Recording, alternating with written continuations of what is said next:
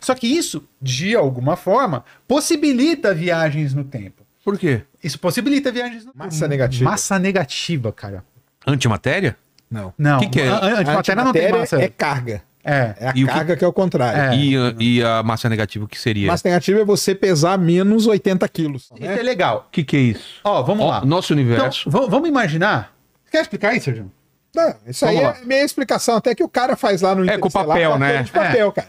É. A maneira mais fácil de você ver a explicação da maçã, é a mais legal de todas. Buraco de minhoca é uma coisa bem interessante, previsto pela teoria Mas da relatividade geral. não como o buraco negro, ele ainda não foi observado ainda. Nunca foi observado e muito provavelmente é bem provável que ele Exatamente. exista, porque Fala pessoal, sejam bem-vindos ao canal Cortes do Caboclo. Curta, comente e compartilhe.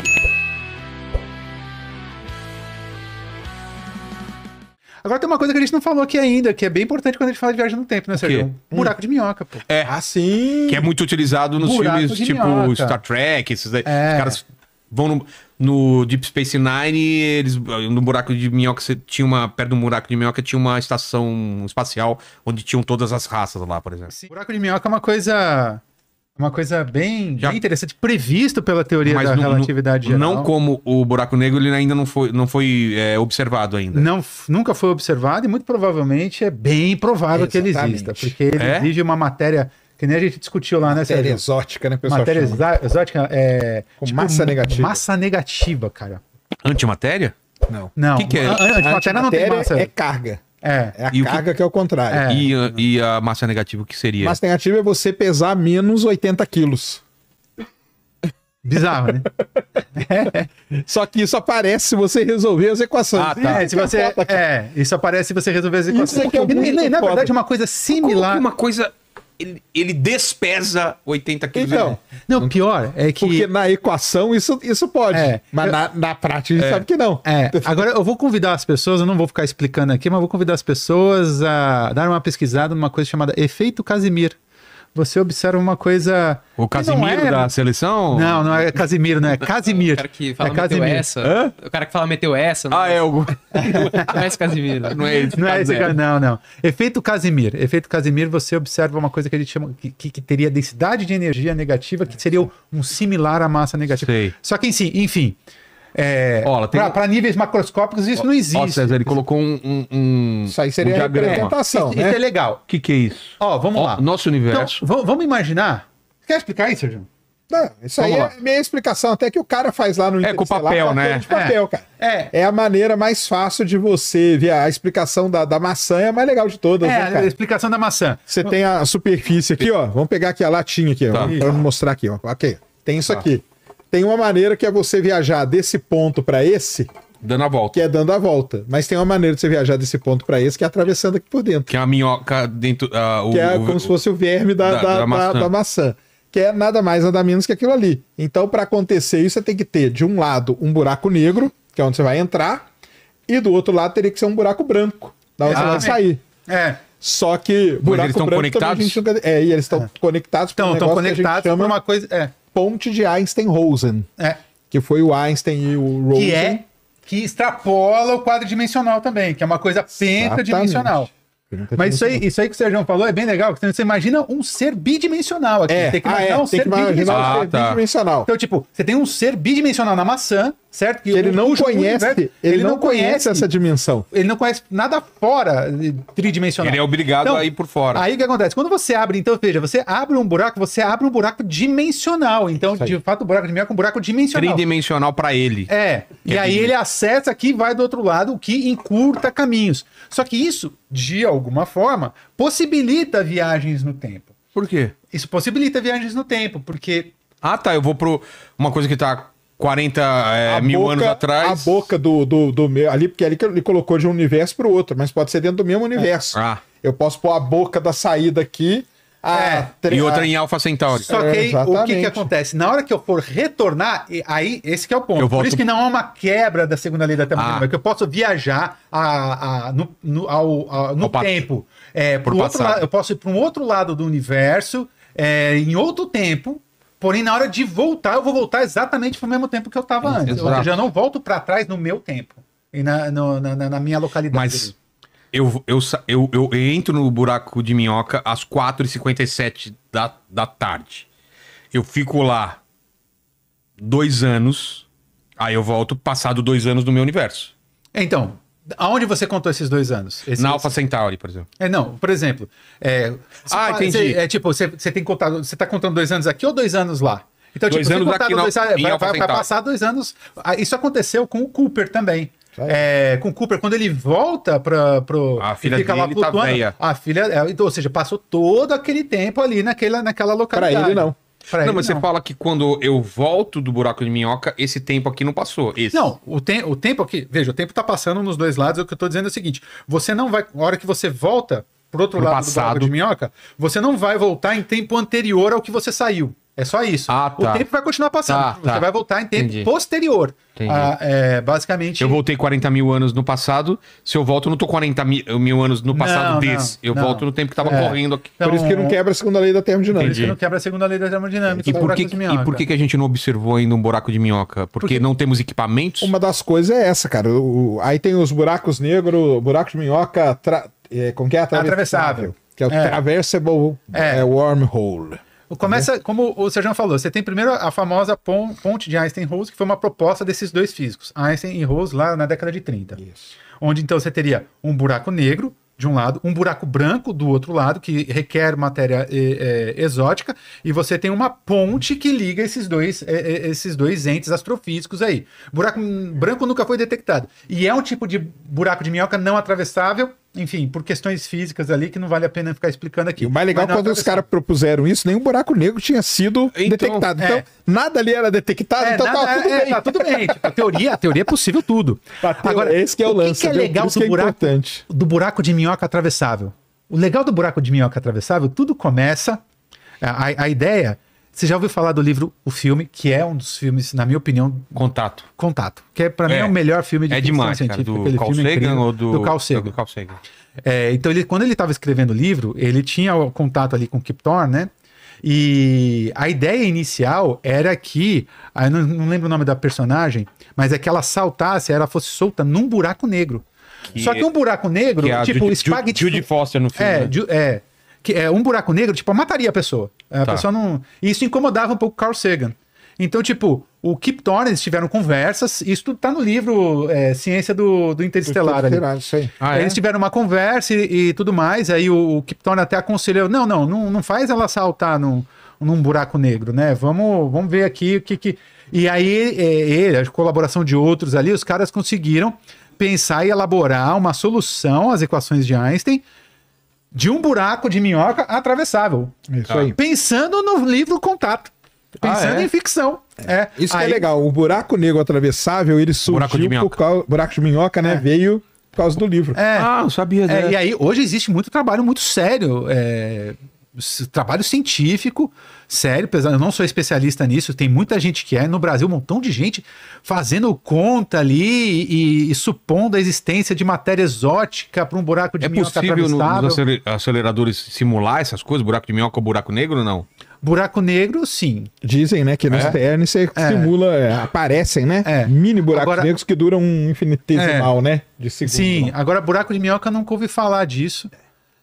Se tiver alguém especialista em buraco de minhoca assistindo aí, escreve aí pra gente. Buraco de minhoca o pessoal fala que tenta simular nem só no computador, não, mas fazer algum experimento físico mesmo, né? Como assim?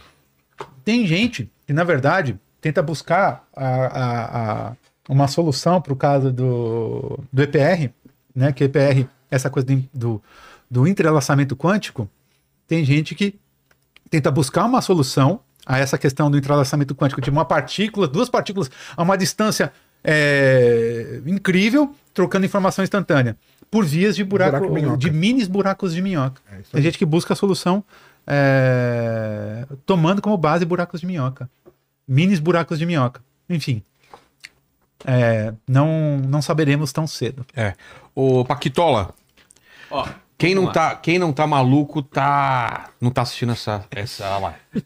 Eu acho que o chat tá maluco, mas você vai me dizer se tá ou não. Tá. Porque eles estão falando que o César parece muito Lobão. Nada a ver, cara. Nada a ver. Parece Lobão, cara. Nada a ver. Cara, já falaram Lobão, que eu pareço. O cantor? Para. Não, Já falaram que eu O pareço... Lobão do Mal. Não. Personagem Lobão do... da MTV. Tá. Não. Tá. Não, Lobão é a teve primeira vez. Quem mais já falaram que eu pareço já? Marcos Mion. Marcos Mion. Cara, na graduação era uma coisa tão incrível. Quando eu era mais novo, eu tava na graduação, o pessoal dizia, não, o César é muito parecido com o Marcos Mion. Que começaram a me chamar de Marcão. Por causa disso. Por causa disso. E aí, o que acontece? Eu comecei a atender pelo nome Marcos. E aí, cara. papito? Se tornou tão natural pra mim que o pessoal falava Marcos. Aí eu já atendi, opa, comigo? Eu troquei de nome na graduação. Que doideira, porque velho. o pessoal começou a me chamar de Marcão. Uma galera me chamava de Marcão. Na minha faculdade chamava de Brad Pitt também. De Brad Pitt, assim. Me confundiu bastante. Você se confundiu também? Agora, Cara bem é a primeira diferente. vez, Lobão é a primeira vez. Eu não lembro. Eu acho que eu tenho uma fisionomia muito comum, assim. Que ficou tentando... Essa napa italianesca aqui, né? Tipo, eu acho que aí o pessoal já olha, já faz associações aí com pessoas distintas. Mas já me compararam com outros também, não compararam? Marcos Mion. Marcos Mion, agora o Lobão. Essa é a primeira. Lobão. Lobão. Manda a pergunta aí. gostei. O Rodrigo Souza mandou aqui: o tempo não é algo que só existe por causa da vida? Afinal, sem um observador, não faz sentido a noção de tempo passar? Sem um ser vivo que observe, o tempo vai passar pra quem? Da convenção que a gente falou, né? A gente estabeleceu. De um certo ponto, ele tá certo, porque quem que marca o tempo? É um observador consciente que faz marcação temporal. É isso mesmo. Beleza. Tá ok. Agora também joga um outro Porque contraponto senão a aqui. gente pode falar assim, a gente não fala nada de tempo, a gente fala só de aumento da entropia. Exatamente. Tipo, Entendeu? E vai embora. as coisas vão deixar de acontecer? Os processos vão deixar de acontecer? Isso aí. O Sol vai deixar de queimar hidrogênio? Virar hélio, não vai, então. Não vai. Então, se a gente tomar que o tempo ele é justamente a ocorrência de processos físicos, então o tempo não deixa de existir. Enfim, mas é um ponto interessante. É isso aí. É que nem aquela... Se uma árvore caiu numa floresta e ninguém tá lá pra escutar Exatamente. o som, ela realmente caiu, né? É Caiu, pô! Claro que é filosofia, é filosofia. Para um físico como eu, caiu, óbvio. Claro que caiu, pô. Né? Manda, Paquito. O Ashura Speedruns perguntou aqui: o fato de o tempo sempre ir para o futuro seria uma influência da entropia na dimensão temporal? Não sei se é uma influência, mas pelo que explicaram... Pelo que a gente tá falando do aumento da entropia. Aumento Sim. da entropia. Do aumento da entropia, segundo a lei da termodinâmica. Princípio do aumento da entropia. Tem uma do Rafael Kalimann aqui. Ele mandou: experienciamos o tempo por estarmos nos movendo no espaço junto com o planeta? Ou ele passa independente de nos movermos? Se a gente tivesse parado... Não. Mas tudo tá se movimentando, né? o tempo ele passa independentemente do nosso movimento, porque esse conceito, como o Sérgio já falou, o conceito de parado e movimento depende do referencial. Relativo a quê? Relativo a quê? Então depende do referencial. Então o tempo passa independentemente do movimento. Por isso que aquele lance que a gente fala, a Terra gira tantos quilômetros por hora, que o pessoal lá fica enchendo o saco. E gira tantos quilômetros por hora e eles começam a somar as velocidades. Por que que a gente não escapa, né, Então, da cara, porque Terra? não é assim, porque a velocidade ela é relativa a algum referencial. Então a gente gira uma velocidade em relação ao centro da galáxia, que é outra velocidade em relação ao Sol, que é outra velocidade em relação a Marte. Perfeito, Que é outra velocidade. Satélite geoestacionário, por exemplo, ele gira a 0 km por hora. Com relação a um ponto na Terra. Na Terra. Ele tá parado. Exatamente. Ele tá parado. Cara, parado em pessoal, relação não a quê? entendi isso, em cara. relação à Terra. Agora, a estação espacial tá a 27 mil km por hora. Em relação a quê? A Terra. É isso. Eles lá dentro não sentem isso. Exatamente. Teve isso aí fez até lembrar de uma coisa, Sérgio. Teve uma vez, saiu uma matéria que discute o seguinte. Mostra o seguinte, né? Tipo, diz o seguinte: pessoas que moram em altos andares de prédios envelhecem mais rápido do que pessoas que moram em andares mais baixos.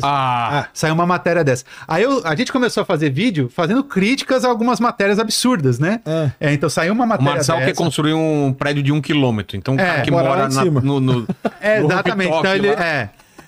mas assim, faz algum sentido faz algum sentido, sim, porque quanto mais longe você está da Terra, menor é a gravidade. Tá. Então, sim. sendo menor a gravidade, então o tempo vai passar um pouquinho mais rápido comparativamente a quem está embaixo. Entendi. Só que, tipo, eu fiz a conta lá. E é tipo, 1 trilionésimo de segundo por ano. Pô, Tá aí. não, né? Não conta, né, pô? Não conta. Não dá pra contar vantagem. Não dá pra contar vantagem nenhuma. Não dá pra contar vantagem. Ó, o Nielson Flórida mandou aqui. Se o tempo não existia antes do Big Bang, como então ele passou a existir do nada? Porque aí é o lance do Einstein fala que são coisas que estão ligadas, né, cara? Então ele chama essa entidade, essa coisa de espaço-tempo. Então não é o espaço uma coisa e o tempo é uma coisa... É uma coisa só? É uma coisa só, espaço-tempo. Por isso que quando chega perto do buraco negro, o espaço-tempo é que é deformado. Quando você tem o Sol aqui, no espaço-tempo é que é deformado. Então não é nem o espaço nem o tempo separados, mas são os dois ao mesmo tempo. Exato. E eu vou falar... A pergunta, na raiz dela, ela não faz nem sentido. Porque, tipo, não faz sentido você falar em antes se eu tô falando em início do tempo. Se eu tô falando em início do tempo, o tempo começa aqui. Existe antes. Como é que a gente define tempo? Como é que a gente define antes? Antes é antes no tempo sempre. Antes é antes no tempo. Então, se o tempo se inicia a partir... Se o tempo é criado, como o Sérgio falou, tipo, é um ente único, quadridimensional, espaço-tempo. Então, ele é criado junto ali. Isso aí. Então, não há um antes. Não existe antes. Simplesmente. Ó, o Edson Joane mandou aqui. Só entrei na live agora, mas tem uma pergunta crucial pro Sacani. O tempo passa igual em todo o universo? Um ser inteligente, capaz de teorizar sobre o universo, mas que esteja em um lugar onde o tempo passa distinto daqui, cara. concluiria que o universo tem a mesma idade que atribuímos pela teoria do Big Bang? Essa aí é legal, hein? É uma pergunta... Essa é interessante. Bem Levando interessante. em consideração o princípio lá da homogeneidade, né, e da isotropia do universo, sim, né? Porque ele iria começar a medir a recessão de galáxias e ia chegar no mesmo, né, no mesmo ponto. Mas também vai muito de como o cara marca o tempo, né? Se a gente tá falando de um ser alienígena, como que ele marca o Ele tempo? tem que marcar o tempo igual a gente marca em anos, né? Porque a gente marca em milhões de anos. Mas seria, cara, porque ele ia medir a velocidade porque as galáxias estão se expandindo, se afastando da gente. Ó, o Leonardo Nunes... Peraí, o tempo vai ter que dar uma expandida que eu vou ao banheiro, então. Não, beleza. Aí Eu o pessoal, vou expandir. não, o pessoal vai calcular o tempo e saber o que eu vou fazer, dependendo do tempo que vai demorar. Isso errado. aí, Na verdade, isso pra aí. você lá vai passar 2 anos. Ó, Leonardo Nunes perguntou aqui, no caso ele tá falando aqui da luz do sol, que vocês falaram que se ele se apagasse do nada, demoraria 8 minutos pra gente perceber. Mas isso com relação à luz. Aí ele perguntou, e com relação à gravidade, quanto tempo demoraria pra gente perceber? Vamos lá. Isso é bem interessante também. Com relação à gravidade, demoraria 8 minutos também. Por que demoraria 8 minutos? Aí a gente vai lá. Vamos pegar a primeira gravitação newtoniana. Todo mundo aquela gravitação universal que a gente aprende no ensino médio, tá? Temos ali a gravitação universal. A gente diz que essa teoria é uma teoria de interação instantânea. O que significa? O que acontece a 1 milhão de quilômetros num ponto, instantaneamente é percebido a 1 milhão de quilômetros de distância, né? E isso incomodava muito Einstein. Então, quando Einstein desenvolveu a teoria da relatividade geral, ele coloca que, a gente sabe, e também da relatividade restrita, nada se propaga, informação jamais vai se propagar a uma velocidade maior do que a da luz. Então, do ponto de vista gravitacional, o Sol deixou de existir, por exemplo, a gravidade mudou, certo? Sim. A gravidade mudou. Então, essa informação não pode chegar aqui instantaneamente. Essa informação não pode, porque é a informação se propagando. Então, se ela não pode, porque isso quebraria o princípio da causalidade, ou seja, nada pode viajar a uma velocidade maior que a luz, nem mesmo informação, a informação gravitacional também não vai poder viajar a uma velocidade maior que a da luz. Então, aí a pergunta vem, quem carrega, então, essa informação que está se propagando com relação à mudança na gravidade? É uma coisa que nós chamamos de onda gravitacional. A onda gravitacional vai carregar essa informação até a gente. E a partir de 8 minutos, isso hoje a gente já sabe que a onda gravitacional se propaga na mesma velocidade da luz. Em 8 minutos, a Terra sai tangente à trajetória, sai reto, vai embora. Isso aí. E a gente fica à deriva no universo sem esperança e mais nada. Se você chegou até aqui, não esqueça de deixar seu like, curtir e comentar. Qual parte do vídeo você mais gostou?